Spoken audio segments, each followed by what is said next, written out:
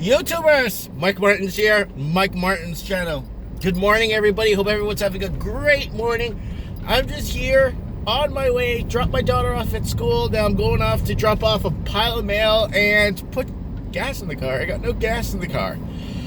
And welcome to Morning Coffee with Mike, guys. Anyways, gold is up over $1,600. It was, last time I checked, it was up like $16 on the day so far. Wow, really? So that's really good. I got an email this morning, like really early in the morning. Okay, and I get notifications if it's from the bank, right? Okay, someone's using my card or something. So I actually get a notification from the bank. Like I set it, so it just acknowledges me if something's wrong or something's been, how do you say, compromised, right? It's always good to know, right? So I get an email, and it's like, first thing, boom, 2 of my stocks that I had on hold, to sell over time. I usually put my stocks on a duration of a month, right?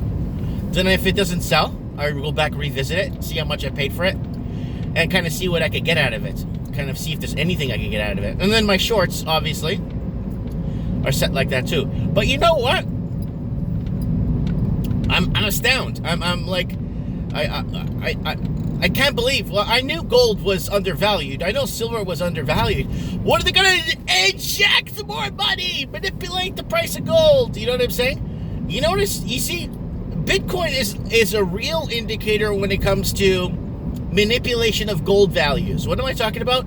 Well, when Bitcoin went up to 20 large and people started losing confidence in the American dollar. This is before the repo markets. This is before, they're trying to figure out what are they going to do to keep these empty shell companies from going bankrupt.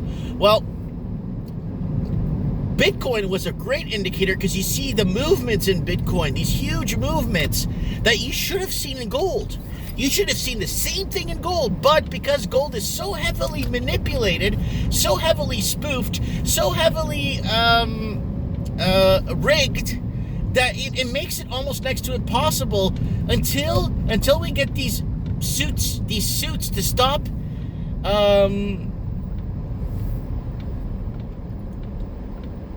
screwing with things. And you're like, oh, what are you talking about, Mike? That's what gold should be worth. No. A lot of people have been going to court, a lot of people from JP Morgan and all those Chase companies and all that stuff. A lot of them have been going to court for market spoofing and manipulation and blah, blah, blah, Anyways, I have a pile of mail I need to drop off, and I will be right back. All right, I'm back. All right, taking out the mail. All right, guys, now I'm going to go, let's go up to the hill and get some petrol. I got no gas in the car, so it's at 0. So let's go throw some gas in the tank. I haven't put gas in the car in like 5 weeks now. 6. Well, last year was the last time, because this is my Chevy Spark. This is the car I bought for my wife. So there's very good on gas. Anyways, gold is up. It's through the roof. And I think it reached another small breaking point. It reached another small breaking point, and I think it's just the start. I think it's going to get more and more from here. Would it stay above 1,600? I don't know. I don't know for how long, but we already kind of hit that threshold, so it's nothing new. So it's almost like, yes, it has been spoken about. It has been reached. It has been discussed, right? And I'm thinking that, with all this market spoofing and all this crap that's happening in the markets, would gold shine? The thing is, would they allow gold to shine? That's the thing, right? That's the problem, right? You can't control. It's like gold, and I told you guys this before, gold is like the housing market. Oh, yeah, we're going to pump in more this free first-time home buyers loans and this and that, and we're going to help you. Oh, you can't afford to get in the housing market? We'll help you.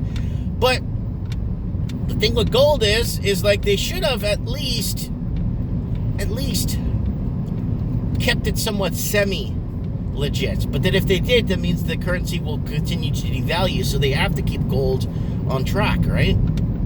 They're on track, right? They got to keep it as spoofed and as manipulated and as held back as humanly possible. But Bitcoin is a true gauge. If you want to side-by-side gauge it, look at all the movements in Bitcoin and look at all the movements in gold, right? Flat. Everything gets manipulated. Gold still stays pretty much kind of, you know. But the hockey stick, like Supreme Canon says, it's going to go into hockey stick. Gold's going to start to, you're going to start to see gold starting to take, if they get this coronavirus more and more under control, could China get the workforce back that they need? I don't know, man.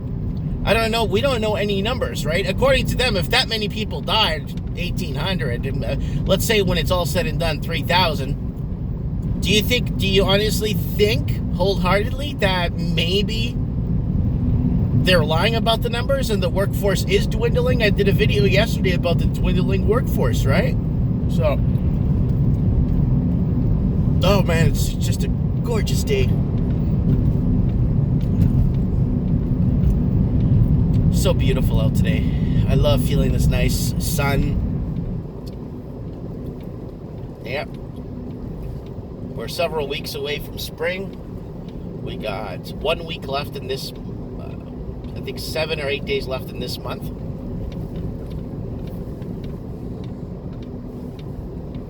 No, we got 10 days left this month. It's the 18th, so we got 28 days this month. And then on the 10th, it looks like I'm going to be going in the Philippines. Philippines looks like they have this thing under control. It's business as usual there. It doesn't look like it's a problem there, right? So, no outbreaks, no nothing. And the person that died there wasn't Filipino. Apparently, what happened, that guy just jumped into the airport and took any flight out of the country. And there was a flight leaving for the Philippines, and apparently he just jumped on that one with nobody in the country, with nobody arriving in the Philippines, said he needed to go to the hospital, and they sent it back to China. That's what Duarte is, a good president for the Philippines. I hope I get to see him, like at least like outside, you know, like when they're out and shaking hands and stuff. I would like to meet the guy. You know, he's a good guy. He actually looks out and really. My wife told me when he was of his province, when he was like the mayor of his province in the Philippines before he became president, he actually put 911, she said, and my wife told me that he actually set up the mail service properly without being like compromised by thieving and stuff. He also set up a system of removing all the drugs in that province, and he also set up a system. He set up quite a big amounts. Oh yeah, he brought electricity to the rest of that province. The whole province was covered, and also there was another thing he did. A couple of other things he did, but he really set that province up really good. Like he really helped. He brought in a couple of good cell towers. I think it was G3 or G3 at the time, and they're still working off that, and it still does well for them. So yeah, I'm gonna go over there and make some well-documented videos. I'm gonna be living like you know those videos you watch where those guys build those mud huts, survival videos where they're building mud huts and stuff. I'm gonna be living in one of those for a week, like literally a week, in burn wood and in the wall. Most of it's all like cinder block made, but cinder block made from the beach, from sand from the beach type of thing. So I'm actually looking forward to living like that, sleeping on the floor. Well, you don't sleep on the floor, you sleep on like bamboo or something. So I'm really looking forward, and the kids, a good experience for the kids. My son's been there already, but we're gonna go back again and check it out. Where I'm going is a very isolated, remote island. It's really in the middle of nowhere, like very off the coast of the Philippines, the mainland.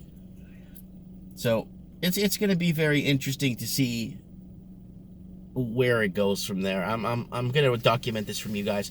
And what I'm going to do is I might do Mike in the Night, how I'm going to do Mike in the Night is in April I'm gonna go to the hunting show. So in April, when I go to the hunting show, what I would like to do is do a live mic in the night and kind of show you guys the booths and what's going on with different sellers and what they have going on and what they could, what's going on when it comes in terms of hunting, right? Hunting is real meat, like going out, preserving, and understanding and stuff like that. It's important to be at one with your ancestors and great ancestors and forefathers, right? Because if it wasn't for a lot of that stuff, if a lot of these laws and these feelings that people have were put in place today, we exist today, were put back in the day, a majority of us wouldn't have never been born today. The world's population would be at probably 3 million right now. If we put these laws we have or these feelings that we have today in place, let's say 300 years ago, a majority of us wouldn't exist today. A majority of our ancestors wouldn't be able to survive, right? So, let me know what you guys think in the comments below. Gold, man, it's rallying, woo! Let me know what you guys think in the comments below. Thanks for watching, and happy Tuesday to everybody.